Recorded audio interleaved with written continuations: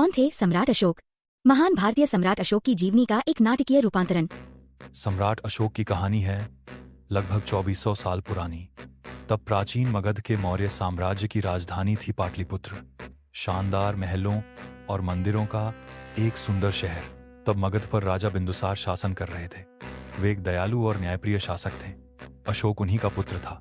बचपन से ही अशोक को राजगुरु, शाही शिक्षक राजनीति और युद्धकला का प्रशिक्षण दे रहे थे। अशोक तलवारबाजी, तीरंदाजी और घुड़सवारी में निष्णात हो गया।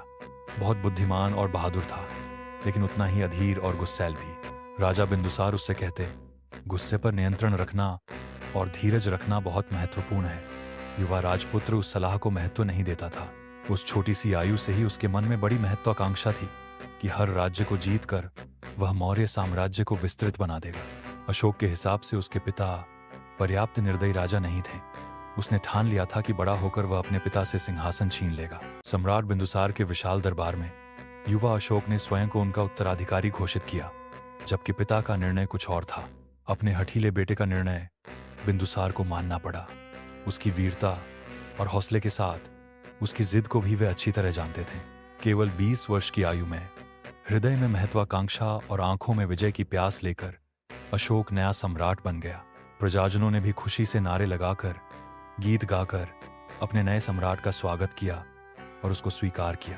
प्रशंसा से विचलित हुए बिना अशोक ने घोषणा की, आज से मगध एक नए युग में प्रवेश करेगा। यह आने वाले युद्धों का संकेत था। अशोक का प्रमुख लक्ष्य था कलिंग पर कब्जा। उस युद्ध के लिए वह अपनी सेना को तैयार करने लगा। अधिकार वाणी में अशोक ने घोषणा की, कलिंग को मगध का हिस्सा बनना होगा। आक्रमण ही हमें विजय दिलाएगा। अपनी विशाल सेना के साथ अशोक ने कलिंग पर आक्रमण किया। हवाओं में नारा गरजा, चलो वीरों, आगे बढ़ो, कलिंग पर विजय प्राप्त करो। तीर तलवारों के रौद्र संगीत के साथ कलिंग की रणभूमि पर शुरू हो गया एक भीषण युद्ध अशोक और कलिंग की सेनाओं के बीच। आखिर अशोक की सेना जीत गई, लेकिन चारों ओर बिछ गया लाशों का एक ढेर, जिसमें दिख रहा था खोई हुई जिंदगियों का एक भयानक चेहरा। लाशों के बीच रो रहा था एक मासूम बच्चा, जिसकी चीखें उस सन्नाटे में गूंजती रही। मां के खो जाने का दिल दहला देने वाला विलाप था वह। उस गहरी अनुभूति के क्षण में अशोक को अपनी गलती का एहसास हो गया और पछतावे के सागर में वह अकेला डूब गया। राजमहल की शांति में अशांति से जूझते अशोक ने खुद से पूछा, यह मैं क्या पाप कर बैठा। भगवान बुद्ध की प्रतिमा के सामने उसकी एकांतता गहरी होती गई। भगवान गौतम बुद्ध ने दिया हुआ शांति और अहिंसा का संदेश अशोक के आहत हृदय और अंतःकरण को सहलाने लगा। बुद्ध का प्रशांत तत्व ज्ञान ने अशोक को उसके अनकहे सवालों के जवाब दिए, उसके अंदर के राक्षसों का सामना करने में सहायता की। अशोक ने अब जाना कि औरों को जीतना जरूरी नहीं, अपने अंदर के क्रोध, स्वार्थ और अहंकार को जीतना जरूरी है। वही सच्चा धम्म है। पहले साम्राज्य विस्तार के लिए लड़ने वाले सम्राट अशोक ने अगला सारा जीवन लोक सेवा और धम्म सेवा में बिताने का निर्णय लिया।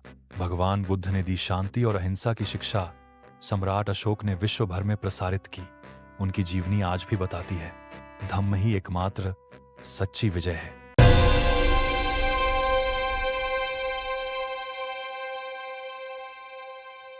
Thanks for watching FanJam Fables. Like, share, subscribe.